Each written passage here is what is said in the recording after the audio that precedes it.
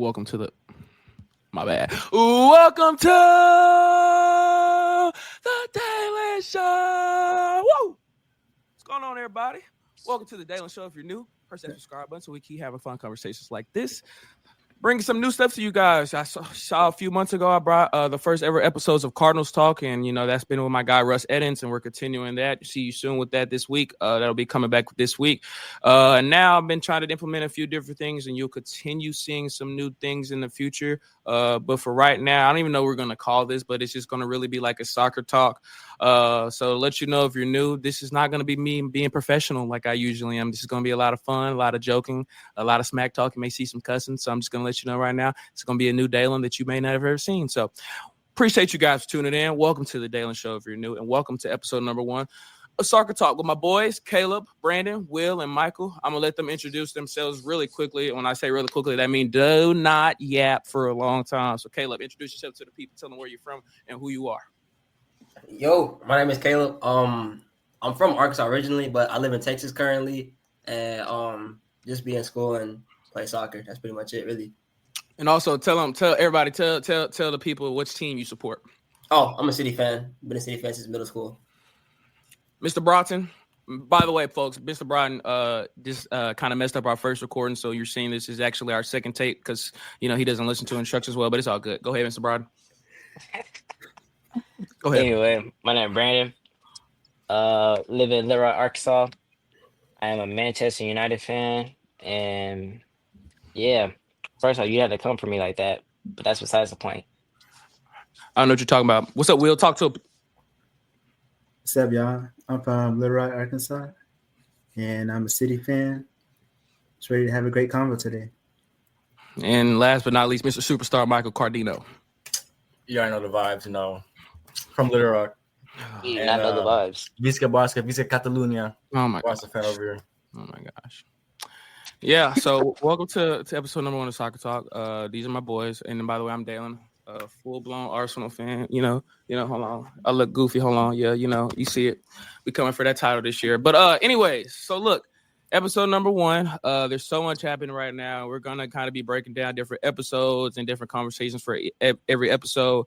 I don't know how long the timeline is going to be for these, so we'll just kind of see. But right now, we kind of chatted beforehand, and we've got some summer signing talks. There's so much going on within the Premier League, La Liga, the Bundesliga as well. So we're kind of going to start right now. I'm going to start with Brandon, but we can all chime in whenever we want to. Looks like your boy Benjamin Sesko is going to be at Old Trafford this year. How do you feel about that? What do you think is going to be pivotal in getting your boy Benjamin to Old Trafford for United? I think what's gonna be pivotal is just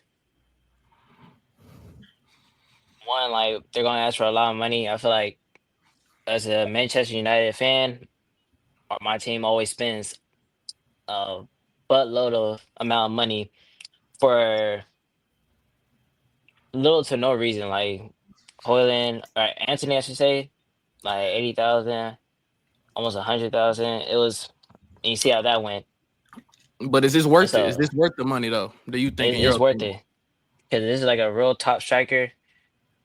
Hopefully, with him, Mateus Cunha, and Bueno, we can like have a real scary attacking front line this year and make something work.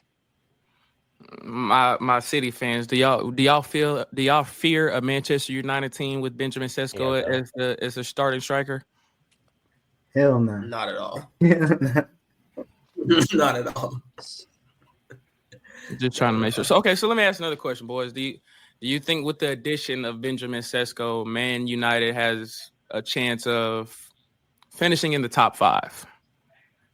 Nah. I'll say this. I don't know, because like Man United, bro, it's like they have a strict system. If you don't play that system, you won't fit in that team. So it's kind of like I would say that's the point of our coach. Like our coach is getting players that will fit into his system. Yeah, that's what I'm saying. I get if you were like Arsenal, just grabbing players who don't fit into the system and just trying to make them work. But that's just me though. Okay, Cardino, I feel like you got something to say down there, bro. What you said about Arsenal, I Yeah, it's true. What we say was true. I mess with that. For sure. All right, since they want to talk all that, let's get into it then. Let's get into it. Christian Norgood, Martin Zubamendi, one more guy from Valencia. I can't think of his name off the top of my head. He was a CB, and of course, Mendueke and Viktor Gyokeres. Hopefully, Hey, don't forget about that 15-year-old Max Holloway too. Oh yeah, Max he has been balling. Kepa, the goalkeeper from Chelsea. And hopefully I get to see my boy Eze out here with the Gunner logo on his chest this year too. But yeah, what's the vibe? Like y'all think that? Well, I'll say this before I even get to y'all. I think this is adding a lot of pressure on Arteta. I think that these moves are like win now moves. So I feel like if he doesn't win FA Cup, the league, or at least make the Champions League final. And I know that's crazy to say because that it's the game and the game happens, but it feels like year 6, all these moves that are happening this summer are win now moves, and they've kind of deviated away. Like I'm gonna give Brandon his props low key. They have kind of deviated away from focusing on acquiring young talent in the summer transfer, and they're kind of getting guys that they feel like they can just make an impact now. So do y'all think Arsenal have a chance to win something at all this year, whether it's the league, FA Cup, get back to at least a Champions League semifinal? Like what's the vibe? Do y'all think these moves have made them able to get over the hump? I'll get y'all FA, which I should be able to get y'all the league, but every single time I try to be like Arsenal might win it this year. Even as a Manchester United fan, y'all bottle every single time. Every single time, man. Mind you, his team was finished in 17th place last year, so I don't know why he's talking, but anyways. And still people want to come to Manchester United. They don't. They do. Look, we got 3 signings who wanted to come to Manchester United. They don't. Hey, look, I'm gonna keep it buck though. If we sign Sesko instead of Gyökeres wouldn't go into Man United. I promise that. I promise. He would have came to Man United. Trust. No, I promise.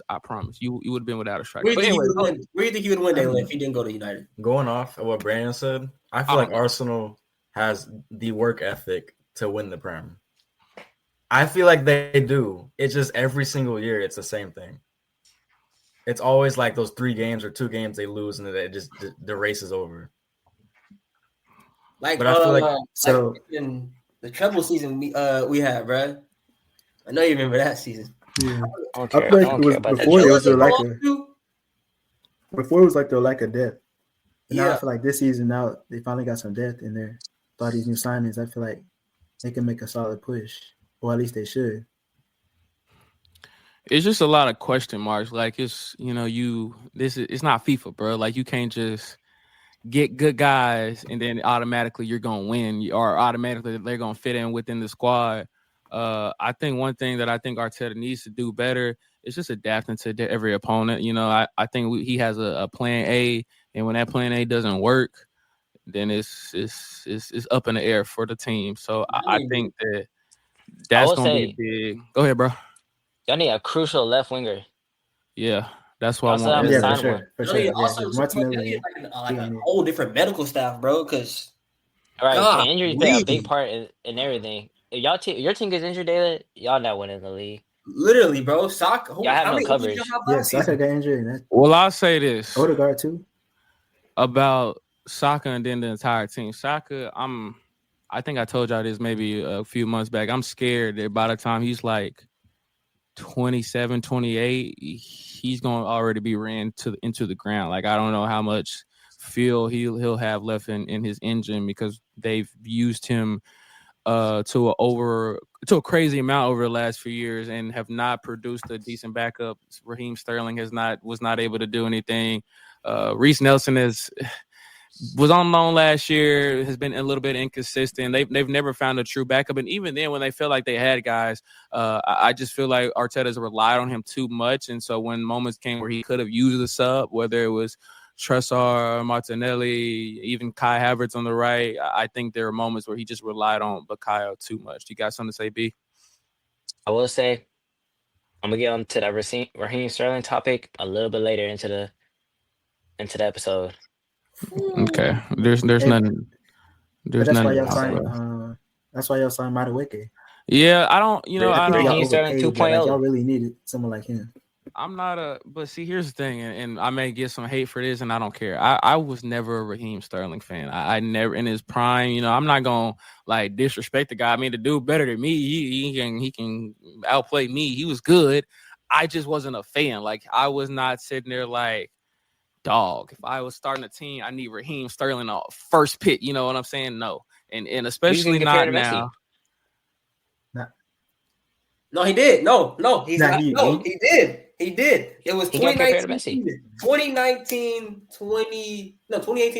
season, I believe. 2018. What stat was comparable?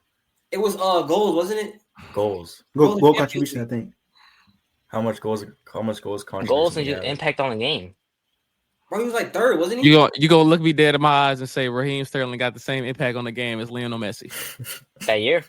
That year, we're talking about that year. He was, bro, that year he was going crazy. You got to get. Hey, that year, it might have came home to England, but did it though? In 2018, though. Okay, it didn't. Yeah, that's Sterling. Yeah, I'll admit, Sterling, when it came to international football, he was a ghost in most games. I'll admit that. But when it came to like City, he was a dog, bro. You can't. I don't understand why you're mad. I'm not denying that. I'm just saying I don't know how we got to this top, but I'm not the biggest Sterling guy. I never was. But low key, it's like that for like a lot of City players. Because even with Foden, has he ever really broke through in England? Well, England's a whole different thing because like their coaching is horrible. They haven't found like a coach who could really like put them to their full potential. How is Thomas Tuchel horrible? Tell me. Well, we haven't seen too much of him yet. Like we've seen a little bit. I won't say he's horrible, but like Southgate kind of like. We ain't seen him in no big games. Like I mean Southgate. I know I'm talking about Thomas Tuchel. How is Southgate a bad manager? He would like play like players in like unnatural positions, and like he has so many stars. I feel like he has so many stars. He didn't know how to use them well. Okay. Yeah. I give you that. How do you Foden? All right, let's get to my boy Cardino down here, man. Michael, how you feeling about Marcus Rashford officially being in Barcelona, Spain? How you feel about that move, man? So I mean, it starts off with Nico Williams. I feel like with the hype from Nico, it was just like a buzzkill for Barca fans because I feel like everyone wanted Nico Williams, and him and João like best friends and like the chemistry with Spain and and then with Luis Diaz, that died quickly, and then Rashford came in.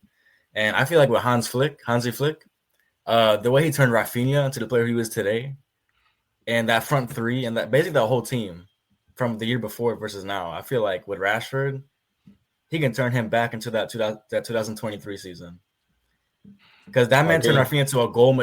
Rafinha's goals and assists, like the way he put him on that left wing, and the way he started playing totally different than like any other season, through that flick ball, I feel like Rashford could do some numbers under him.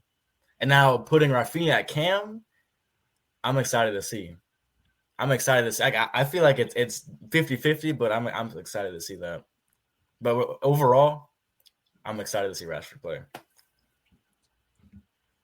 I mean, he already got a goal and 2 assists. Look at bro ready to hate.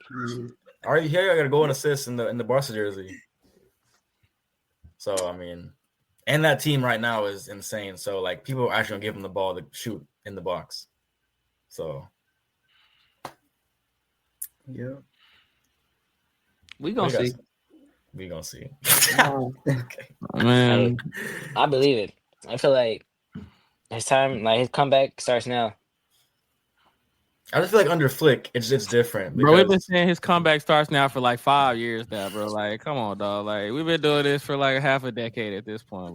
Like Arsenal's been trying to win the Champions League for half a decade too. See what I'm talking about, bro? See what I'm talking about? Damn. See what I'm talking about?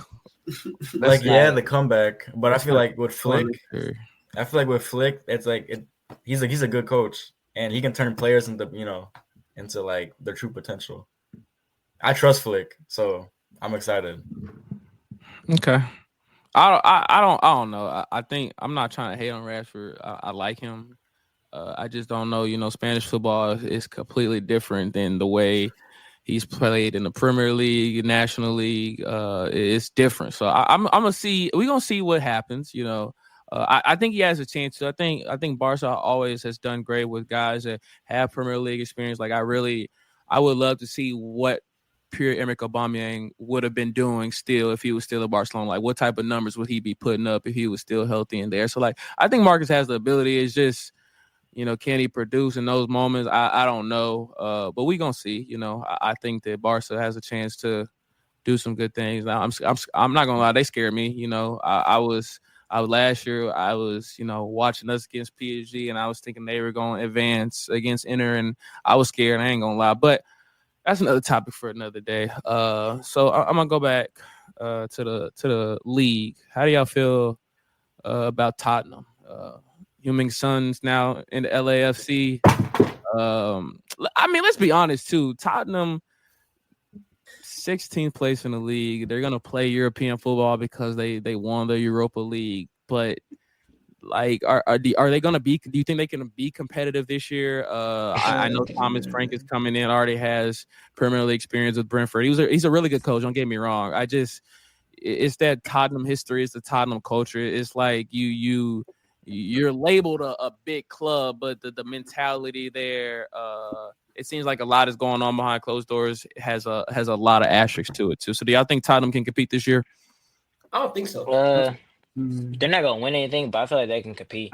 Like they'll probably show us something a little different because they're bringing in a lot of like newer, younger players, and so like they just got Kudus on the right wing, Sar in the midfield, Kuleveski on the left wing. I feel like they're going to bring a lot of potential, a lot of like youth into this Premier League season. Now, do I think they're going to win anything? No. Do I think that Europa League win over Manchester United was a fluke? Yes, but they won it more than we did, and so like if you really put all the teams that they're like best, which is looking like this season, is going to be a lot of teams at their best. I don't see Tottenham coming out on top. It's tough for them. I feel like that top four is like locked in. Yeah, like when Tottenham, like I feel like whenever they face small teams like Arsenal, I feel like they could have a chance to beat them. Like I see potential in this new team. I mean, they did just beat them in this past preseason game. Bro, we talking about a preseason game, bro. It's like preseason says why.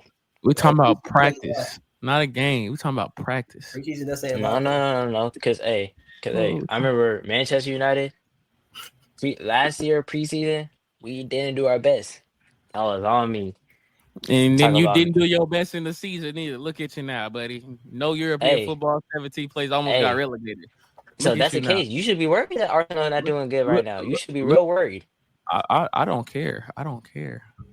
Mind you, hold on. Let me make one. 2 games y'all lost this preseason, by the way. I haven't watched any of the preseason games. Unfortunately, I have not been able to view the games yet, so I don't even know what the team was looking like. I'm not about to lose my mind over something I haven't watched yet. That's just me personally. You know, I'm not going to let anyone bait me into being mad. But anyways. Y'all lost 3-2 to Villarreal. Hey. Nicolas Pepe. Nicolas Pepe scored. Yeah. You finished one place above relegation last year. Stop talking to me. Thank you very much. Hey. I'm just saying. If Arsenal Football Club ever finished in 17th place, boy, the world would explode. Boy, I would never get the end of it. It would be the worst thing ever in my life. Like I would just stop. I would completely remove myself from social media. I don't want to hear it. Stop talking. You done throw me off my game. I forgot what I'm about to talk about. I see y'all. I told y'all this is not gonna be me professional. We just winging it out here. We just talking about a bunch of stuff. I hope y'all enjoying it, man. Let's jump to the league champions, Liverpool. In the mix for what seems to be Alexander Isak after Newcastle rejected their first bid. It doesn't seem like they're gonna give up. Alexander Arnold is gone. Florian is in. And that new winger too. I forgot his name. Yeah, I can't think of his name either. But Luis Diaz is out. They just sold Nunez too. New winger, Etikite, Etikite, that name. I think he came from the. That was a striker. You talk about that's you say he came from the Bundesliga killer? Yeah. Yeah, you talk about Ekitike. No, it's talking about Frimpong. No, I'm not talking about Frimpong. I don't know who you talking about, buddy. Yeah, I'm he excited talking to see about him. Hugo. That like he just plays wing right now, but like he's gonna be like their main striker. I feel like You think so? What if they get Isak? if they get Isak, then They're probably gonna put him on the wing, put Isak up top then. or they Yeah, could for play two sure. up top. I mean, okay, let me add. Do we think Newcastle is gonna let him go? I mean, now that Sesko seems to be locked in with United, what do they do if they already rejected the first bid? I'm not saying it's not gonna happen, but do you think Newcastle is gonna like let him go? How much was the first bid? Hold on. Damn, it was coming crazy though.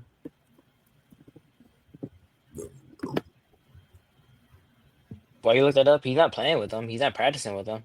Like he doesn't want to be Yeah, there. they He might wants be to forced leave. to sell. Yeah, they might be forced to sell him. While his value's still high.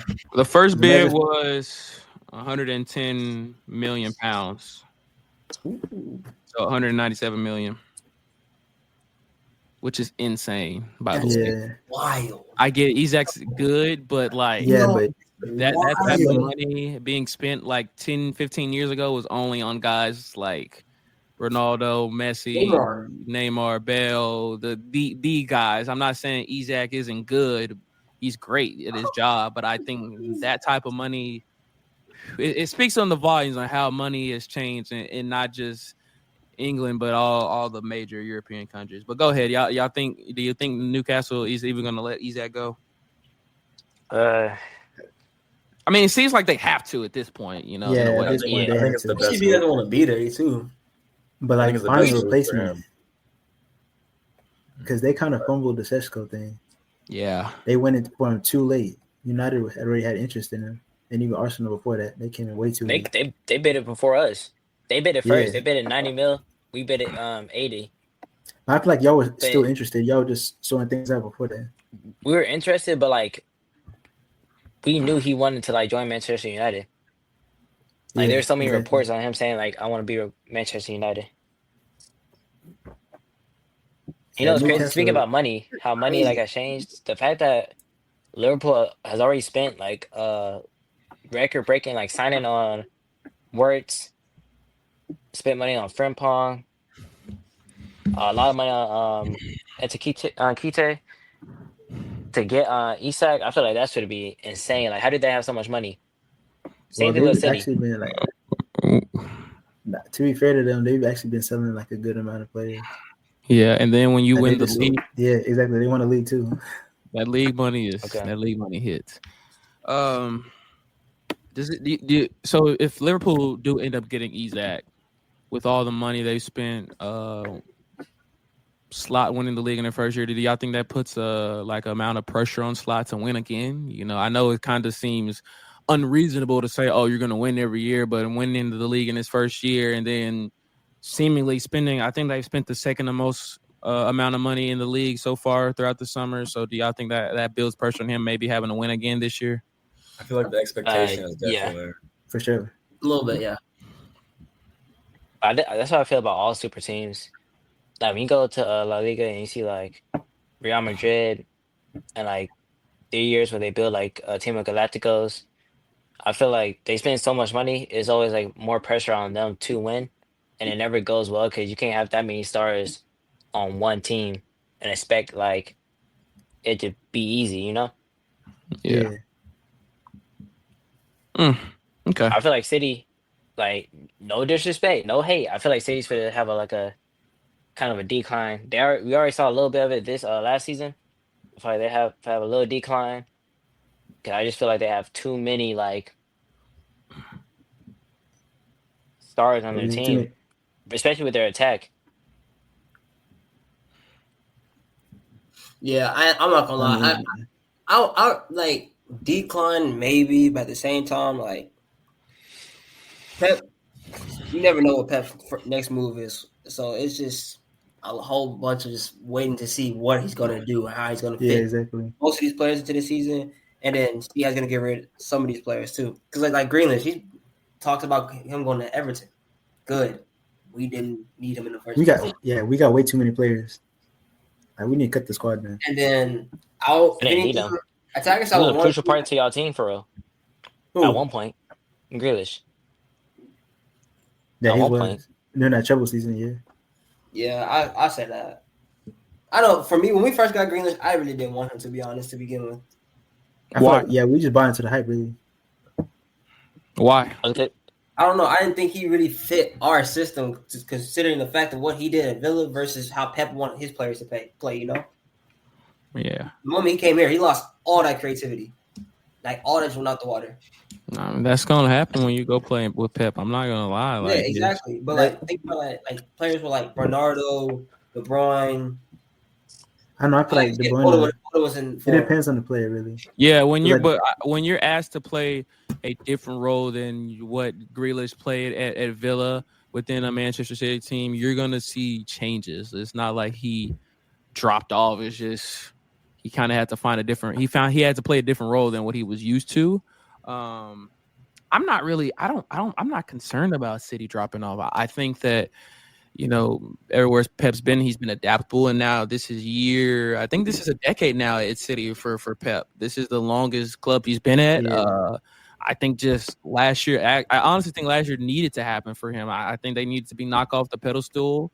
And just kind of be brought back down to reality. Because look, you're not going to see a team win the league 4 straight times anymore. I guarantee you it won't happen again. Yeah. I just think that the City needs to be brought back to reality, and now they have done that. And I think Pep's going to reevaluate some of his tactics and has done that throughout the summer. I think they're going to be fine. I think the league is going to be a lot more competitive this year than it was last year and in the years prior. Last year it just seemingly felt like Liverpool or Arsenal for most of the season. At the end, the years before it sounded like Arsenal and City, and then Liverpool and City throughout those times. I think Chelsea have a chance to make some noise. I think sparring the Newcastle, just rumors and stuff, they have a good chance to I think Eddie Howe's a great coach, and I think Newcastle will compete again. I think there's going to be a competitive amount of teams in the league this year, so I'm not necessarily worried about City. I just think that they can't be repetitive on the things that used to work and kind of just have to adapt to what the game is now. Yeah, that's true. I agree for sure. I really hope. I'm not gonna lie. I hope we do get rid of some attackers because like not everybody's gonna play because we have Marmoush, Holland, Savinio, Doku, Foden when he plays wing. Savinio was a waste of money. Cherokee. Savinio was. I'll say he was solid the first, like when he first came, and after that, it was just he's solid, but like Pep's not gonna play him the right way. That's why I say he's a waste of money. Like Pep with wingers is kind of like horrible. You know who also been spending crazy amount of money? Chelsea. Nothing. Yeah, they've been spending. And Chelsea, like Chelsea's one of those teams where like they're dangerous, but that's what I'm saying. Every team is like evolving in a way. Every team is getting so good. Besides like the lower tier teams. So like the top 6 teams are like getting so good to where like I feel like they're really gonna be battling out. What's the top 6 teams? Manchester United, City, Arsenal, Chelsea. You could throw Newcastle in there now. And then I don't know if I throw him in. I put Aston Villa above them. But Villa's falling off. I don't know. They made like the semi last year in the Champions League. I put them instead of Newcastle. I don't think there's a big 6. Like I know they're the 6 biggest clubs in the league, but like if you go back 5 years ago and you ask somebody, is Arsenal a big 6 club? They would have said, heck no. If you look just right now, and this isn't me being biased, just the way United have went through the last 3-4 years. Ole Gunnar, Erik ten Hag, now a new manager. When you're going through all those changes, it's hard to find consistency to be labeled as a big club. I'm not concerned that Man United don't have the ability to get back there, but it is right now. I'm not putting them there. I think. So you think it's just a big 4? Even if we're not big 6, I would say like we've been going through some like ups and downs, but like in the past 2-3 years since Ole, we've still won like a type of trophy, some type of trophy. We've beaten the top teams. So like I feel like we still can compete.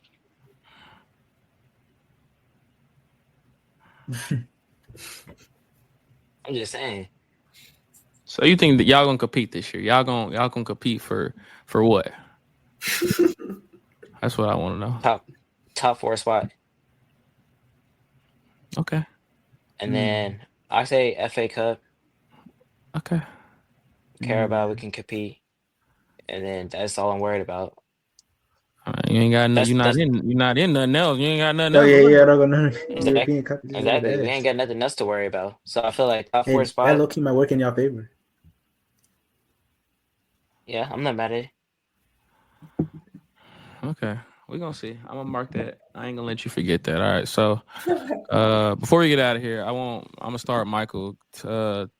Michael, what's been the best summer signing so far throughout the summer? I feel like Frimpong for Liverpool. Okay. My opinion. I mean, I don't want to say bias, say Rashford because I'm really excited about that. But scrap Barcelona, I'll say Frimpong. Okay. To fill that Trent position. I like that. Will?